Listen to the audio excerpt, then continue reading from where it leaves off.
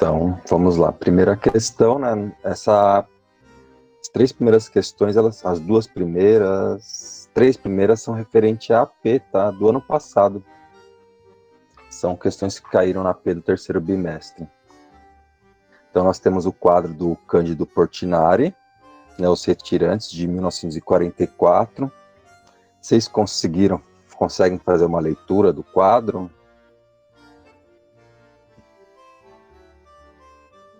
O que ele representa? A seca, né? E o povo em meio dela, o sofrimento deles. Eu acho que é isso. Sim, exatamente isso. Note que ela não tem claridade, não tem luz, né? O sol, ela tem um horizonte claro, mas o céu é escuro, né? Essa oposição entre cor na parte de cima e inferior do quadro. E essas pessoas, né? Todas. Aqui nós temos o menininho, né? Com a barriga inchada. Tanto é que o José Américo trata sobre isso no texto. Eu não sei se isso, enfim, tá certo também, mas eu acredito que eles são imigrantes, assim. Eu acho que eles estão indo embora de onde eles vivem, porque eles estão levando trouxinhas, tipo, sabe? As coisinhas dentro das trouxinhas. Sim, exatamente. Aqui nós temos a trouxinha ao ombro deste, né? A mulher aqui com algo sobre a cabeça.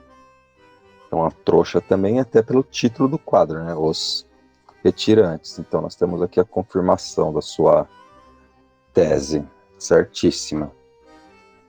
E todos aqui como esqueletos, né? Todos famintos, deformados. E abaixo nós temos o texto 2, né? Do José Américo de Almeida, né? A Bagaceira, que é o texto que inaugura esse nosso período aí da geração de 30 do modernismo brasileiro. Tá? Então, em 1928 é publicado esse livro. A Bagaceira, por conta do engenho, né? O engenho de cana-de-açúcar, após moer a cana, sobra apenas o bagaço. E esse bagaço é o resto, né? São os retirantes. Então, é um romance tese. Ele pretende trabalhar a questão da fome, igual o romance tese que nós temos no realismo literário. No realismo nós queremos tratar sobre a questão da moral e da ciência, essa tese realista, e no naturalismo também, né? E aqui nós temos a tese que é a fome, procurando uma saída para isso, uma reflexão acerca dela. Então nós começamos, né? Era o êxodo da seca de 1898. Essa seca ela é comentada no livro O 15, né? Nos primeiros 10 capítulos comenta-se sobre essa seca, logo no comecinho, comparando a seca de O 15 com essa grande seca de 98. Uma ressurreição de cemitérios antigos, esqueletos redivivos, né?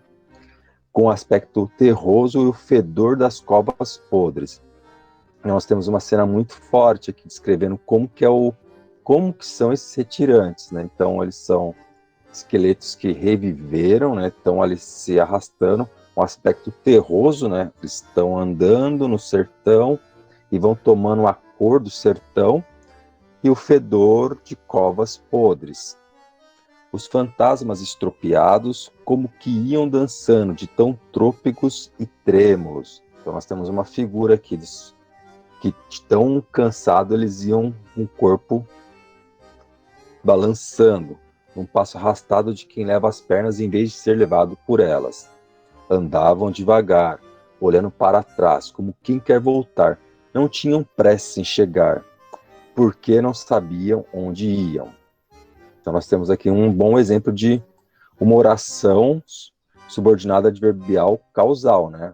Causa aqui, ó, por não saber para onde iam, consequência, não tinham pressa nenhuma de caminhar.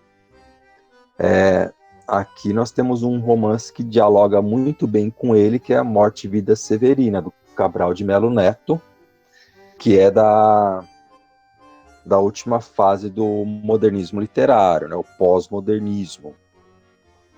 expulsos do seu paraíso, por espadas de fogo, iam ao acaso em descaminhos, no arrastão dos maus fados. Fugiam do sol e o sol guiava-os nesse forçado nomadismo. Então nós temos uma característica aqui que eles são forçados a andar, né, a ser nômade, a largar sua terra. Fugiam do sol, mas o sertão, o sol, ainda os guiava. Adelgaçados na magreira cômica que é uma representa, né, forte, cresciam como se o vento os levantasse, e os braços afinados desciam-lhes aos joelhos de mãos abanando. Vinham escoteiros, menos os hidrópicos, doentes de alimentação tóxica, com os fardos das barrigas alarmantes, que é o caso do menininho no quadro do Portinari. Não tinham sexo, nem idade, nem condição humana, eram retirantes, nada mais. Aqui nós temos a descrição, por exemplo, do Chico Bento chegando ao campo de concentração.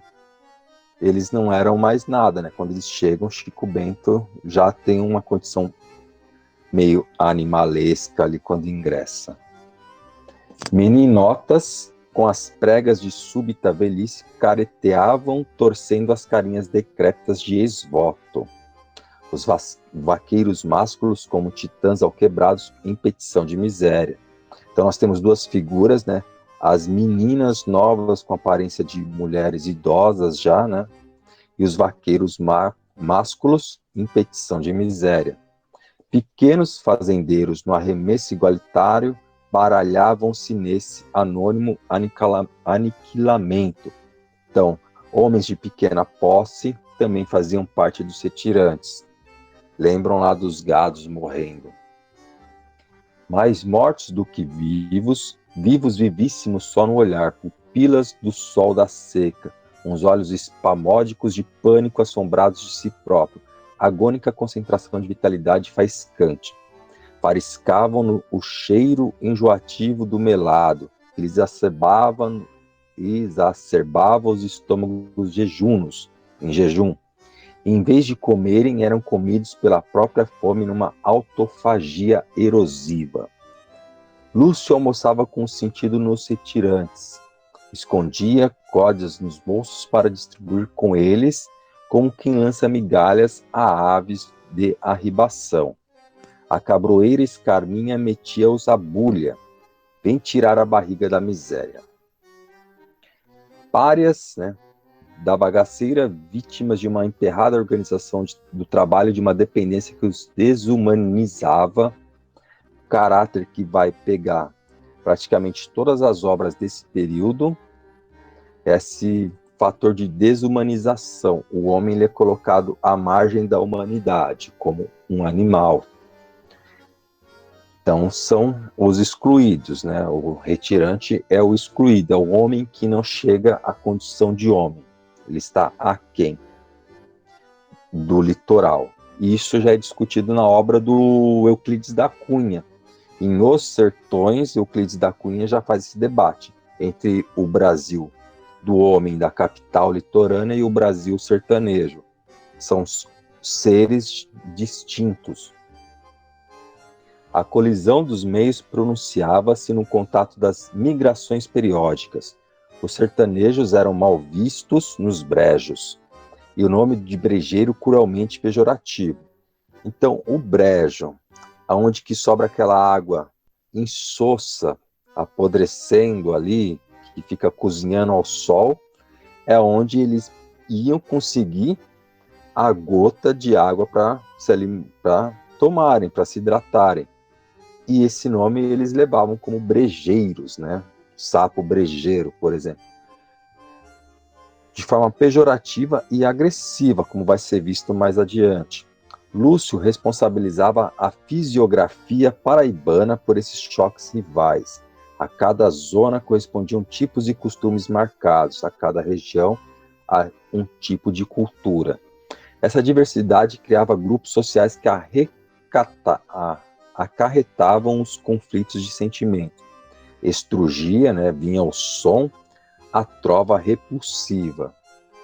Eu não vou na sua casa, você não venha na minha. Então, retirante, eu não vou ao seu lugar. Por que você, retirante, vem ao meu terreno, vem à minha região? Porque tem a boca grande, vem comer minha farinha. Então você sai do sertão, faminto, com sua boca grande, e vem querer comer das minhas coisas. Lembrem a cena lá do Chico Bento e a cabra, no início, tá? Que ele acaba a matando e com suas vísceras na mão, implora pelo alimento. E o homem deixa que ele leve as tripas do animal, como favor ainda. Homens do sertão, obcecados na mentalidade das reações cruentas, não convocavam as derradeiras energias no arranque selvagem. A história das secas era uma história de passividade. Vocês devem conhecer certamente o Vidas Secas, né? Que o homem é passivo, né? O sertanejo, ele toma uma atitude passiva diante da sua história de crueldade, mas não aquele passivo que deixa a vida me levar.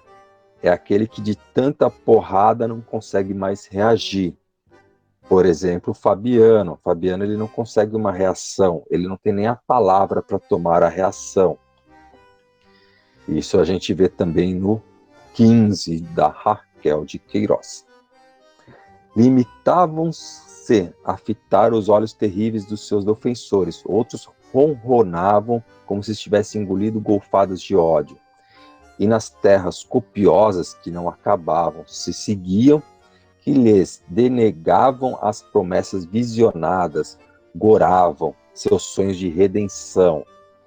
Então vislumbravam algo.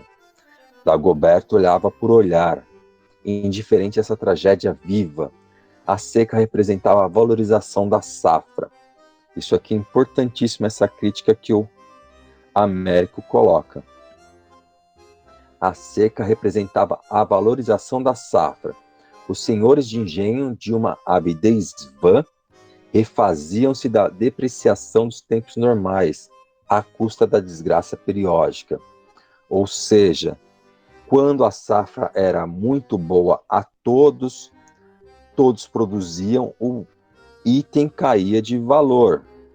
Então, se há muito feijão no mercado, o feijão desvaloriza. Lembrem da crise do café de 29. Mas quando falta, se ganha muito com o pouco que se vende. Nós temos o arroz hoje em dia como um péssimo exemplo disso. Dúvidas com relação a um dos dois textos, turma? Não, com esses não. Não, ótimo. Então, a pergunta 1. Com relação à temática apresentada, os textos 1 e 2 diferem quanto ao tema. Essa questão aqui, deixa eu só ver uma questãozinha aqui. Essa vocês foram bem, 75% da sala acertou-a. Diferem quanto ao tema. No quadro, temos representadas as mazelas e o sofrimento. No trecho do romance, percebemos a exaltação dos retirantes. Quem se habilita a justificar por que essa está errada?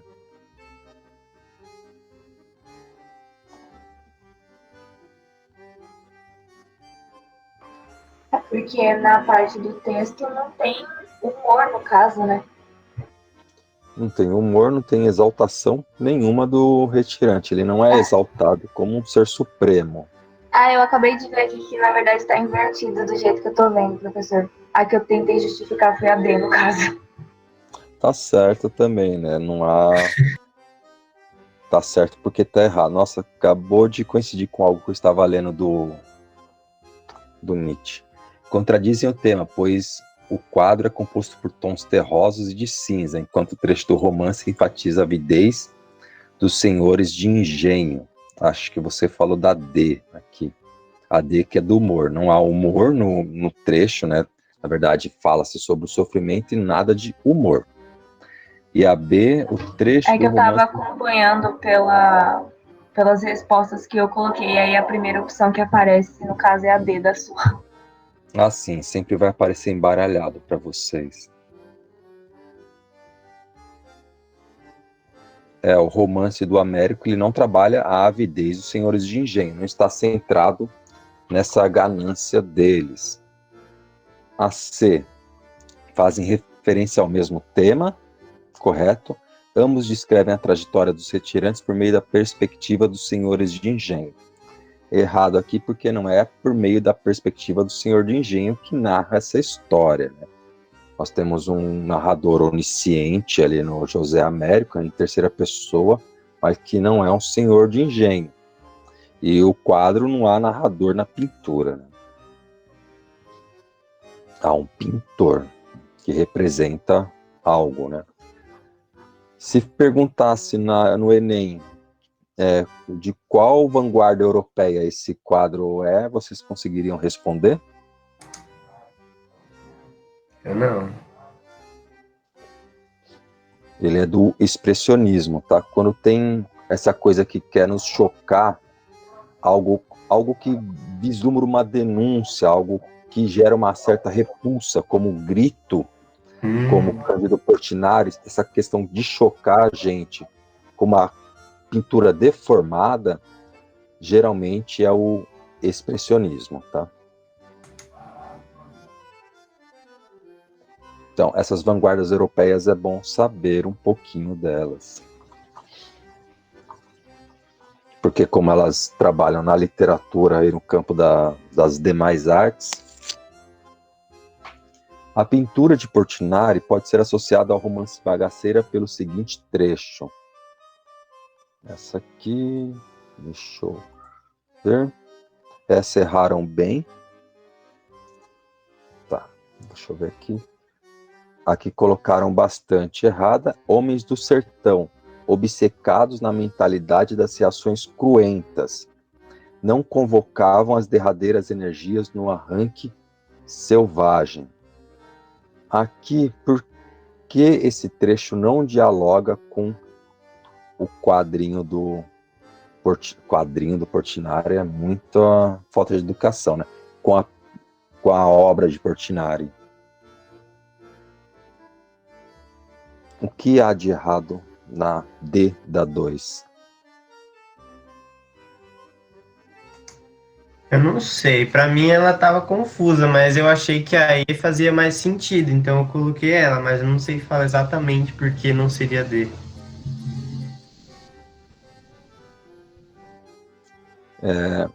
Por exemplo, homens do sertão obcecados, né? Obcecados é aquele que está focado em algo, na mentalidade das ações cruentas.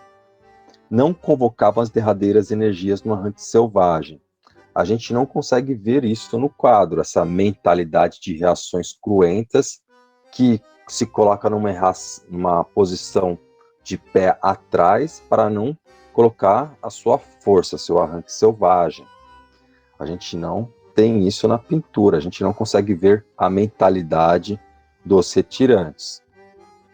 Nós temos uma cena estanque aqui, que a única coisa que tem mais mobilidade na cena são os pássaros, né? Os urubus que sobrevoam eles em busca do alimento, né? Que eles morram e eles possam comer esses retirantes.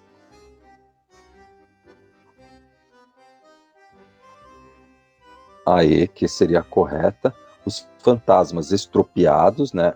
Acabados ali, como que iam dançando, de tão trôpegos e trêmulos, um passo arrastado de quem leva as pernas em vez de ser levados por elas. Nós temos essa questão dessa imagem mais parada, mais de fastio, de cansaço aqui, do que um arranque selvagem.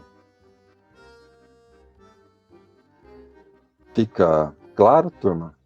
Essa questão eu acho ela difícil, porque realmente a D e a E são de colocar a orelha em pé aqui.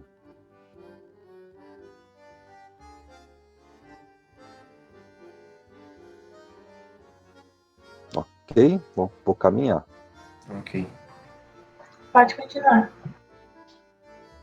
aqui no trecho, eu não vou na sua casa, você não venha na minha porque tem a boca grande, vem comer minha farinha. A função do porquê é utilizado para indicar uma causa. Essa aqui, então, você não venha na minha casa porque, visto que tem a boca grande. Conseguiu trocar esse porquê sempre pelo visto que, nós temos sempre uma causal. Então, guardem essa locução conjuntiva, que esse visto que, ele serve para ajudar aqui, para saber se é uma causal ou uma explicativa, por exemplo. Então, indica uma causa, um motivo, uma justificativa ou explicação. A explicação aqui está errada na questão, tá? A resposta. Não deveria estar isso aqui. Com relação a 3, tranquilo? Em 3 vocês foram bem também, 86%, 92% de acerto. Turma? Tudo bem, professor. Tudo bem, pode ser. Essa tava ok. Tá. A 4. No processo de convencimento do leitor, o autor do seguinte texto defende a ideia de que, aqui nós temos o texto do Comte Sponville, da área de filosofia, e Pequeno Tratado das Grandes Virtudes. Esse livro ele foi vendido no Brasil pela Martins Fontes, é uma edição bonita, pequenininha, realmente uma edição de bolso, linda, para dar de presente. Você vende uma casa. Depois de ter morado nela durante anos, você a conhece necessariamente melhor do que qualquer comprador possível. Então está completando o sentido aqui. Nós temos uma ideia de uma oração aqui completiva, nominal, né? Completando. Então, sentido que você conhece a casa melhor do que aquele possível comprador. Mas a justiça é, então, informar o eventual comprador acerca de qualquer defeito, aparente ou não, que possa existir nela. E mesmo embora, então, uma concessão, embora a lei não obrigue a tanto, acerca de algum problema com a vizinhança. Então, mesmo que a lei não exija, por justiça, você deve alertar quem vai comprar a casa que é um local, por exemplo, em que há problema com a vizinhança. Por exemplo, há bailes funks na rua.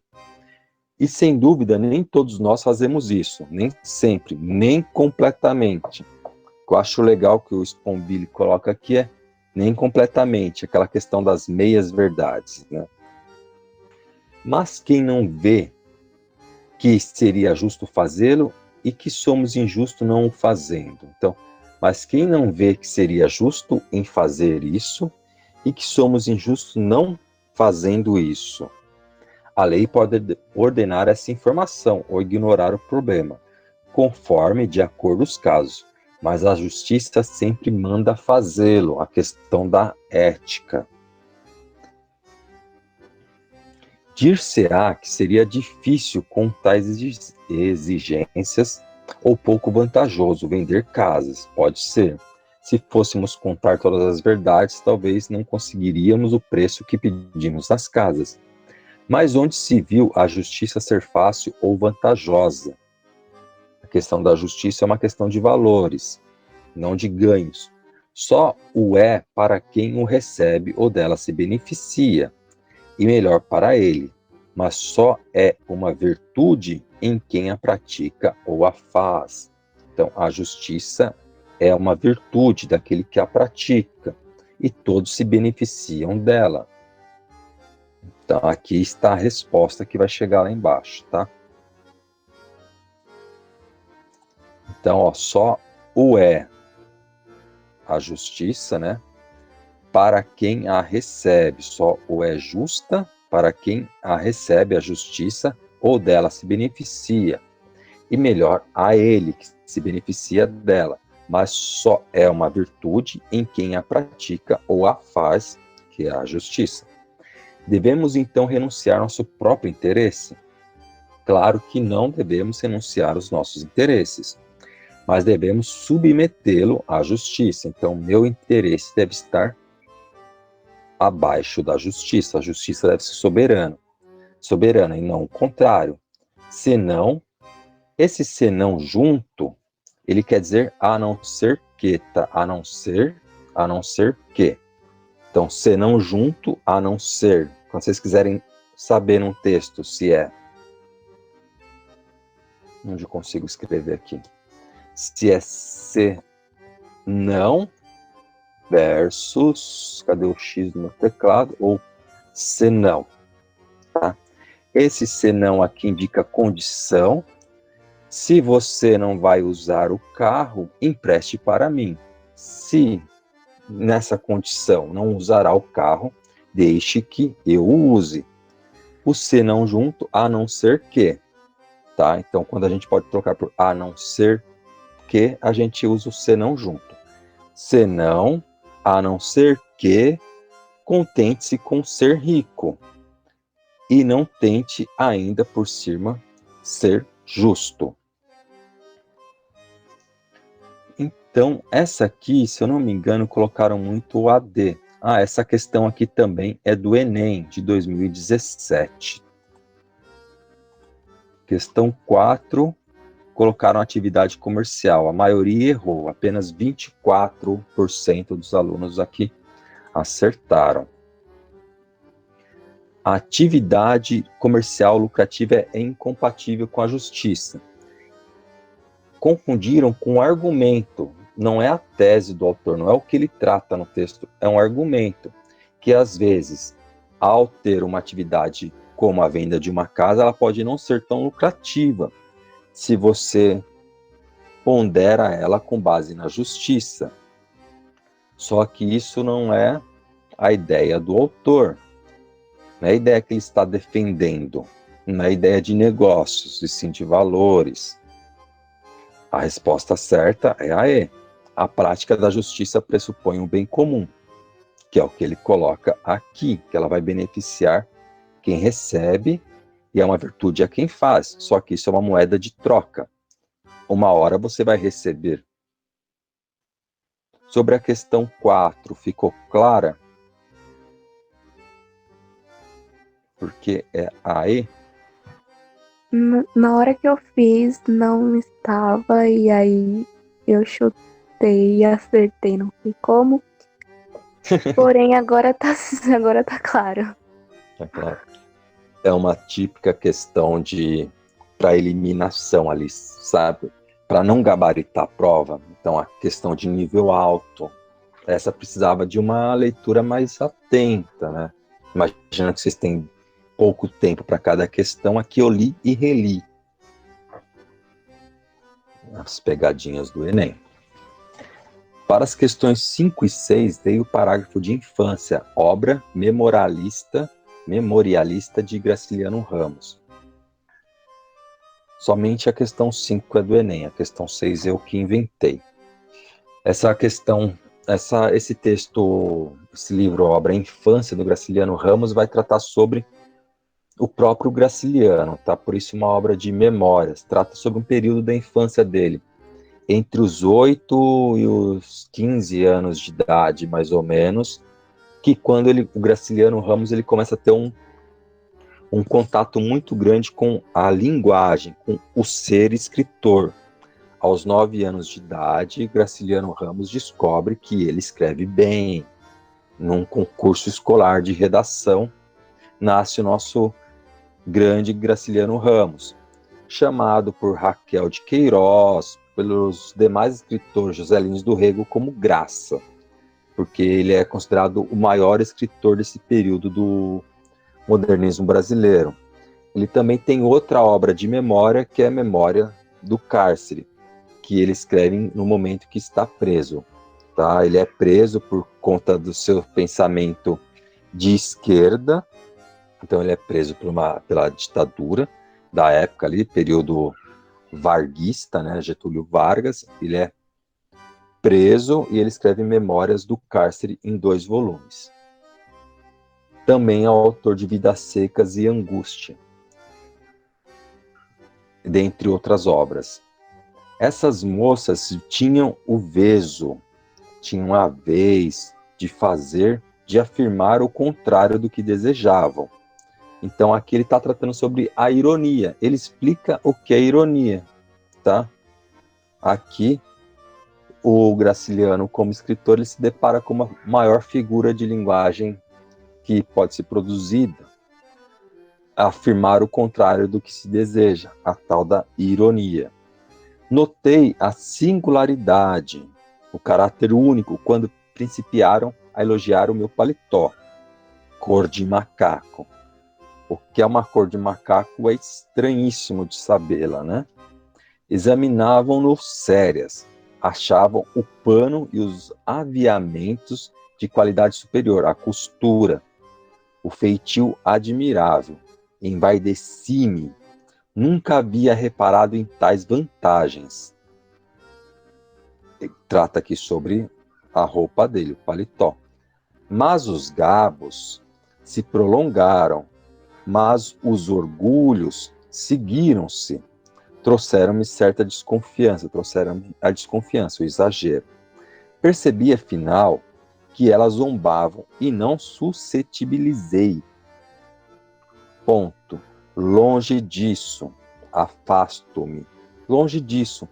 Achei curiosa aquela maneira de falar pelo avesso. Diferente das grosserias a que me habituara. Estava habituado ao xingamento direto. Esse xingamento miúdo, porque ele era muito maltratado na escola, tá? E pelo pai também na venda. Em geral, me diziam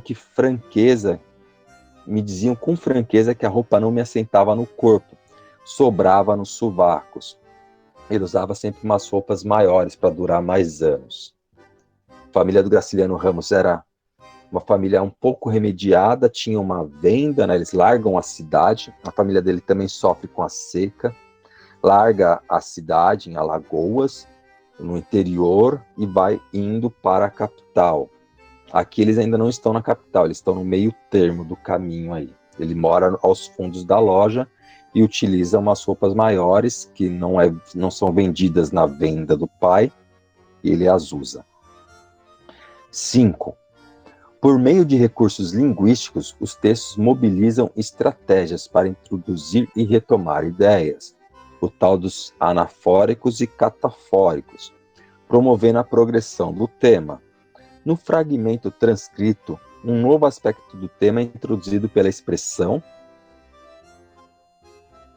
Essa aqui é o longe disso, tá, gente? Quando ele muda a questão da narrativa.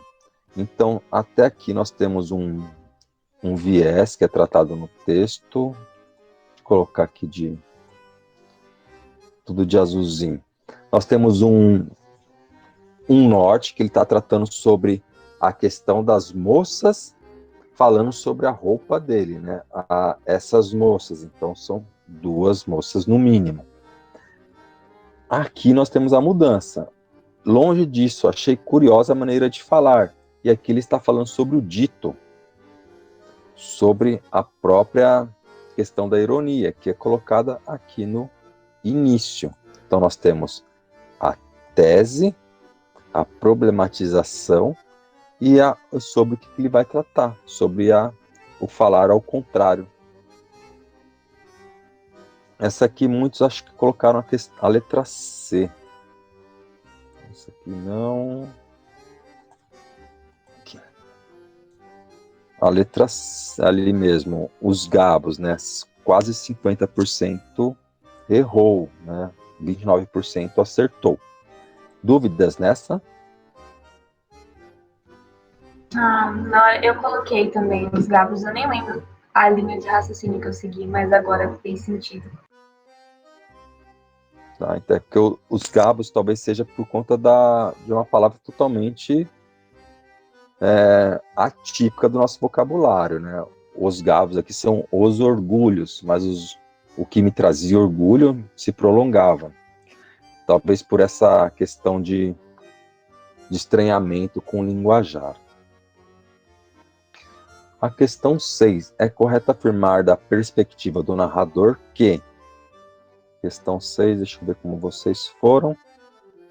61% acertou.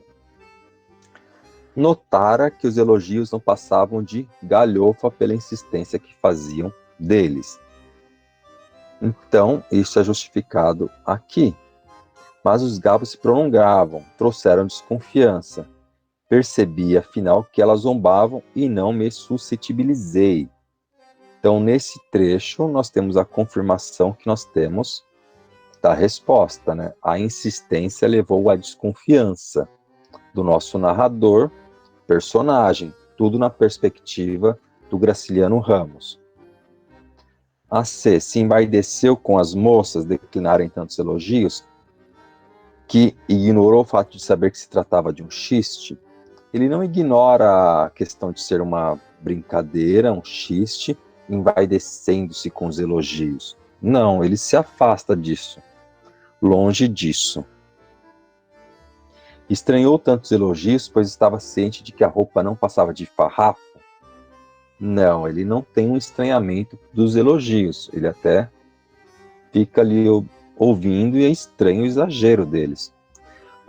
Ofendeu-se com o tom de galhofa que as moças exprimiam com a redundância dos elogios falsos? Não há o tom de galhofa, visto que elas utilizam da ironia. Elas dizem o contrário do que pretendem. Deixou que falassem ao avesso, né, que ironizasse, pois estava apaixonado por uma delas. Essa aqui é a mais absurda, porque não há nada sobre estar apaixonado pelas moças no trecho. Sobre as 6, ok? Sim. Ok. Essa estava fácil, né? Leia a seguinte canção do Chico Buarque para responder à questão 7. Lembrando que o pai do Chico Buarque, o Sérgio Buarque de Holanda, fez parte dessa bagunça desse período, né, com sua obra Raízes do Brasil. Sérgio Buarque de Holanda também escreveu um livro de poesia, mas é raríssimo de se encontrar.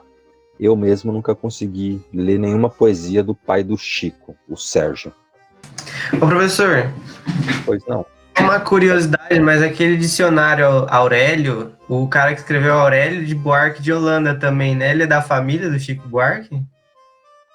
Olha, não sei, deixa eu só dar uma olhada aqui. Cadê o meu dicionário? Um instante. Ai.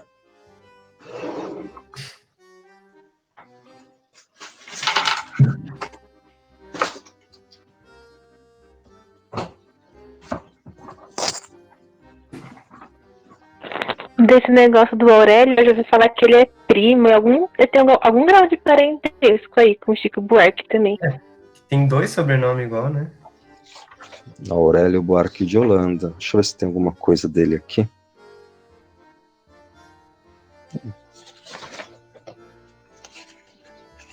Essa aqui é a primeira edição do Aurélio no Brasil, gente. Caramba. Eu tenho a primeira edição pequenininha também. Cadê? Nossa, é tanto... Gente, não compre em livro, meu. Compre em PDF, é mais fácil a vida. Eu não sei onde tá. Tá lá pra cima. A primeira edição do pequenininho é bonitinha, é marrom. Podia fazer uma aula só mostrando sua estante. Nossa, não. É muita sujeira. Um blog. É bonitinho que ele vinha com gramática antes. Nossa. Gente, eu vou pesquisar, tá? Eu realmente não sei. Eu nunca me atentei para ver se eles eram parentes, sabia? Nossa, Sei, mas não achei muita coisa, não. vou dar uma olhada. Deve ter alguma biografia ali no dicionário. Ah, sim. Que sujeira. As atrizes do Chico, naturalmente ela sorria, mas não me dava trela, trocava a roupa na minha frente, ia bailar sem mais aquela, escolhia qualquer um, dançava olhares debaixo do meu nariz, dançava colado em novos pares, com um pé atrás surgiram outras naturalmente. Sem nem olhar a minha cara, tomavam banho na minha frente para sair com outro cara, porém nunca me importei com tais amantes.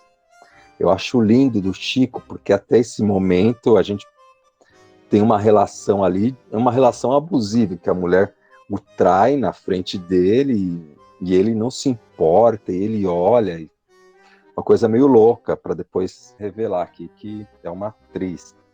Chico é Chico, né? Além de escrever bem, tem aquele olho azul ainda. Na minha mente, é natural que toda atriz presentemente represente muito para mim. Na canção do Chico Buarque, Chico Buarque trabalha uma determinada função da linguagem, questão do Enem também, tá? Para marcar a subjetividade do eu lírico ante as atrizes que ele admira. A intensidade dessa admiração está marcada em, primeiramente, quando fala que função da linguagem, a gente vai chegar num ponto que eu falei para vocês, tenham sempre isso em mente, que é muito cobrado, tá? Então vamos primeiro à resposta. Deixa eu dar um del aqui para aparecer tudo aqui. Acho que essa aqui grande parte acertou. Nossa, 85%, 84,9%. Aqui, então, a intensidade dessa admiração está marcada em sobre as atrizes. A resposta, ela está evidente aqui na E. É natural que toda atriz presentemente represente muito para mim. Então, que toda atriz, ele tem um jogo de palavras, né? Presentemente represente muito para mim. Qual função de linguagem é essa? Função da linguagem. Sim, o Enem resolveu se perguntar qual função da linguagem está presente nesses 4 versos aqui. É aquela que são palavras parecidas, né? Como se fala, mas eu não sei. Não é a das consoantes, eu esqueci. Vocês estão confundindo com figura de linguagem. Função de linguagem é referencial, conativa, poética. Poética, eu acho, né? Não. É a tal da meta. Não é emotiva. Metalinguagem? Metalinguagem. Tá? O que é a metalinguagem? É o código no código, né? Tipo, se falar do texto no texto. Isso, é o texto sobre o próprio texto. Guardem que meta, prefixo meta, ele quer dizer sobre si, tá? Então, metacognição. O conceito de metacognição é o quê? É a razão sobre a razão, o saber sobre o saber. O meta quer dizer o que vem depois sobre si mesmo. Então, metalinguagem, a linguagem sobre a linguagem. Metacognição, cognição sobre cognição. Meta é sobre si, tá? Então, aqui nós temos a metalinguagem, que é a linguagem tratando sobre si. O que trata sobre si nessa questão E?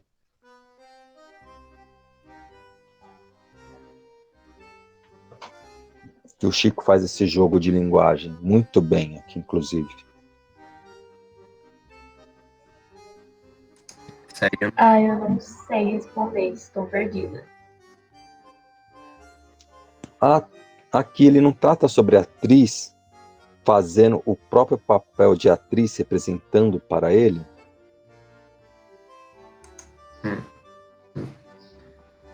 É natural. Agora tudo fez sentido. É natural que toda atriz, então, a naturalidade é da atriz, que presentemente e de forma presente, ela representa muito para mim. Ele faz um jogo de linguagem que a atriz, ela, além de representar, ela representa a ele muito para si, para ele. Olha o jogo Agora faz sentido, meu Deus. Por isso que Chico Buarque, ele tá naquele nível inalcançável, sabe? A gente fala MPB, fala, nossa, as canções do Chico Buarque, porque o cara domina muito bem a língua. Tá? Então era isso que o Enem estava perguntando aqui. Só que o Enem foi bondoso, né? Aqui porque ele utilizou versos que distanciam da resposta. As questões de 8 a 10 relacionam-se à obra O 15 da... Nossa, escrevi errado aqui, gente. Vocês não me corrigiram, hein? Vocês são legais. Raquel de Queiroz é com CH. Rachel, né? As questões de 8 a 10 relacionam-se à obra O 15 de Raquel de Queiroz, até o término do capítulo 10. O enredo do poema do Manuel Bandeira aproxima-se com a cena em que Manuel Bandeira escreveu esse poema, se eu não me engano, em 1942, tá, gente? Esse poema é da década de 40. Agora eu não lembro se é 42, 44 ou 47. É um desses 3 anos. Tá? Então, notem que o Manuel Bandeira ele participa lá do simbolismo. Ele participa da primeira semana da Semana de Arte Moderna, primeira fase do modernismo. Ele participa da segunda geração do modernismo e ele vai para o pós-modernismo. Manuel Bandeira ele percorre todo o período. O bicho, Manuel Bandeira, momento aqui da Segunda Guerra Mundial, isso eu tenho certeza. Vi ontem um bicho. Notem que vi o quê? Um bicho. Na imundície do pátio, catando comida entre os detritos. Então era um bicho, um animal qualquer. Quando achava alguma coisa, na sorte, no momento em que achava algo, não examinava nem cheirava, engolia com voracidade. Então, quando em meio aos detritos, em meio ao lixo, achava resto de comida, não examinava, comia com uma voracidade de animal. O bicho, agora, o bicho, ele é específico. Não era um cão qualquer, não era um gato qualquer, não era um rato qualquer. O bicho, esse ser específico, meu Deus, olha o apóstrofe aqui, invocação de Deus, a calamidade, meu Deus. Esse bicho era um homem qualquer. Então, o homem, ele deixa de ser homem para se tornar esse ser que vive do lixo, né? A animalização, a depreciação, que vai envolver todo esse período pós-geração de 30, tá, gente? Então, nós temos essa animalização que vai quebrar em 1945, tá? Em 1945... isso tudo acaba, tá? Essa questão social, ela diminui bastante para iniciar a questão da linguagem, tá? A literatura, ela vai trabalhar muito sobre o próprio código literário. E aí a gente tem Guimarães Rosa, João Cabral de Melo Neto, nós temos a poesia concreta, que a gente ainda vai estudar no 4º bimestre isso aqui. Sobre o poema, fica claro o que o Manuel Bandeira está tratando? Sim. Fica. A primeira vez que eu li, eu fiquei bem chocada com esse final. Sim. Nossa, sim. Sim, e ó que é um poema simples. Mas ele foi bem construído, aí no final, assim, você não esperava por aquilo. Sim, vocês não esperavam, Manuel Bandeira, ele faz isso de propósito. Ó, meu Deus. Ó o choque que o eu lírico tem ao descrever a cena. O bicho, meu Deus, era um homem. Sim, ele E é traz... muito doido porque a gente vai criando as imagens enquanto ele fala na cabeça. Então, a gente consegue imaginar o momento que ele descobre que era um homem. É muito doido. Sim. Ó, é ótima essa sua percepção. Ó. Era de ontem um bicho. Ele não tem a imagem, nem você tem a imagem. Ao momento que ele começa a fazer a imagem, é quando você também descobre. Esse é o grande fazer poético, né? A distinção de um Manuel Bandeira para outros autores, por exemplo. Num poema simples, direto, sem palavras difíceis, ele consegue criar uma produção literária de alto nível. Gente, eu tenho vontade de chorar quando eu falo de literatura. Oi? Eu acho que o que mais choca nesse poema é, claro, tudo nele, assim, no final você descobrir que era um ser humano, só que, assim, você saber que foi escrito há muito tempo, só que é uma coisa ainda presente, sabe? Isso realmente ainda acontece. É atualíssimo, né? Perenidade. As grandes obras de arte, elas são perenes. Infelizmente, esse trecho do Manuel Bandeira, ele vai tratar sobre algo que vai sempre existir na humanidade, né? O desnível social, a exclusão, o homem devorando o próprio homem. Por isso que Shakespeare é tão lido ainda, porque a obra de Shakespeare, quando trata sobre ciúme, vaidade, oposições de ponto de vista, é lido até hoje, porque Shakespeare ele pode ser refeito para qualquer contexto, porque são temas perenes. Aqui sobre a questão. O enredo do poema do Bandeira aproxima-se com a cena em que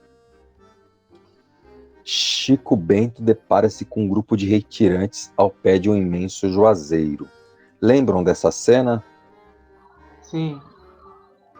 Sim, eu fiquei bem sentida com isso também. Sim, acho que é a primeira grande cena do romance. A primeira porrada que a Raquel nos dá forte realmente é quando ele se depara com esse grupo de retirantes e a esposa dele, esqueci o nome, com C, me lembrem o nome da esposa. Cordulina. Isso, Cordulina. Ela ainda questiona, mas você vai dar a eles. Não sei se vocês lembram que o Chico ele tem uma grande posição. Enquanto eu tiver o que dar, eu darei. E Deus vai me reconfortar. Então o Chico ele tem um grande coração. Então ele sabe que ele precisa, ele não conseguiria comer sabendo que tem um igual passando fome. E esse trecho do romance, a Raquel de Queiroz reescreveu essa parte, porque a primeira vez que ela escreveu esse romance, esse trecho do Chico, ele é agressivo com a Cordalina. Ai, deixa eu ler, senão eu não vou conseguir falar esse nome direito, eu não lembro. Cordalina, ele é agressivo com ela no primeiro momento. Ele agride ela verbalmente, não de xingamento, mas avançando, como que seria possível não dar comida a eles. Depois ela reescreve num tom mais ameno, de uma pessoa mais pacífica. Sobre essa questão, tranquilo? Sim. Sim. Diante das demais personagens, acho que essa questão gerou uma grande dúvida. A questão 9, sim. 47 julgaram que ele era superior aos demais. Diante das demais personagens, Vicente enxerga-se como superior aos demais, lembrando que a gente está falando até o capítulo 10, tá? Superior aos demais, principalmente com relação ao irmão que abandonou a família e partiu para a cidade, ele não se enxerga como superior ao irmão. Ele tem raiva do irmão, pois, acho que é Paulo o nome do irmão, pois é Paulo ou Pedro, agora eu não me recordo, abandona a família, abandona assim, vai morar na capital, às custas dos pais, faz a faculdade, né, vira bacharel e tem uma vida de gozo. Ele tem uma raiva do irmão, mas ele não se sente superior. E sim, ele se vê como um ser inferior, visto que para ser como os demais deveria renunciar ao seu feitio e estudar. E ele retoma isso quando ele quando é tratado sobre a Conceição, que a primeira vez que ele se depara com Conceição já maior, Ele tem uma imagem de tipo, meu Deus, essa mulher nunca vai olhar para mim. E ele se espanta quando ela é tão gentil com ele. Isso aqui está no capítulo, eu até separei para me justificar aqui, capítulo 8. Então, no capítulo 8 é colocado aqui, algumas vezes esse sentimento de inferioridade, uma vontade obscura e incerta de ascender, de voar, de subir, um desejo de se introduzir a grandes passos na imensa treva da noite, e a atravessar, e a romper, esquecido das lutas e trabalhos, e penetrar num vasto campo luminoso onde tudo fosse beleza e harmonia e sossego, a fuga. Desejo de se integrar numa natureza diferente daquela que o cercava, de crescer, de subir, de bracejar, um emaranhado de ramos, de se sentir envolto em grandes flores maciais, de derramar seiva, e a seiva viva e forte que o encandecia e tonteava. Então aqui ele tem a questão de fugir dessa sua condição. E mais para frente, nesse mesmo capítulo, então por que não quiser estudar? Estaria eternamente obrigado a esse papel, paciente e sofredor, que agora o revoltava. Então ele se coloca no papel aqui de quem sofre, na condição de homem que tem que cuidar da fazenda, dos pais. O nome do irmão é Paulo mesmo, acabei de ver aqui. E mais para baixo, reforçando a resposta, então ser superior é renunciar ao seu feitio e à sua vontade, e recortando todo o excesso de personalidade, amoldar-se à forma comum dos outros. Então ser superior é me negar, é negar quem eu sou. E vai continuando aqui, aí, nesse mesmo capítulo, ele vai tratar sobre a questão da Conceição, que eu mencionei a vocês. Tá? Esse tipo de pergunta é o que pode cair na FUVEST, tá, gente? Sobre as obras da FUVEST. Ela vai perguntar nesse mesmo feitio. Tá? Então, de acordo com um romance, é possível fazer tal inferência, concluir que esse tipo de questão que a FUVEST costuma cobrar no campo da literatura, geralmente comparando-se duas obras literárias, que foi o que eu fiz aqui com vocês, tá? Essas questões não são da FUVEST, são minhas. A 9 ficou tranquilo? Com a explicação agora? Sim, Com a explicação ficou. Tá? A questão B aqui era realmente para induzir ao erro, porque aparentemente ele se vê como superior aos demais, principalmente o irmão. Ele não se vê como superior, ele se vê como uma figura importante para manter aquele sistema funcionando. Eu coloquei a C porque parecia que ele não ligava muito para o que o pessoal falava sobre ele. Ele só ficava na fazenda e ele não ligava muito para estudos e tal. Não, esse próprio trecho que eu li já é o contrário a isso, né? Tá? Ele se preocupa muito com como a Conceição enxerga. Acho que nesse mesmo capítulo que ele vai falando sobre isso. Quem quiser ver é o capítulo 6. Capítulo 8, tá? Capítulo 8 que trata sobre isso. E a 10ª, essa teve bastante erro também. Teve, né? Ficou 44% acertaram, 45% colocaram a metonímia. Aqui. No trecho a seguir, no 6º capítulo também, na parte em destaque, há uma. Então, depois o carro foi entrando numa curva, sumiu-se. O vulto amigo sumiu-se a estação e o trem, e o trem continuou a correr no meio dos serrotes de serra que asfixiam a cidade. Então, os serrotes, né? Nós temos o formato de serrote, que é aquele para cima, para baixo, né? Que vai desenhando a serra do serrote. Por isso o serrote chama-se serrote, porque ele é feito de serras. Deu para pegar aí? É difícil, né? o nome de serrote vem de serra, né? É a mesma origem. Ele é formado de serrilhos e levanta, tem o vale, planalto, vale, planalto. No meio dos serrotes de pedra que asfixiam a cidade. Trabalhando essa questão do serrote, ela constrói o quê? Uma metáfora, que a cidade está o quê? Asfixiada, né? Ela está ali dentro de morros. Então assim, a cidade fica num vale, sem conseguir respirar, como os dons do serrote. Ela constrói uma metáfora. Ela compara a cidade com serrotes de pedra. Tá? Metonímia não é, tá, gente? Com a maioria colocou, mas não é metonímia, porque metonímia é a parte pelo todo, né?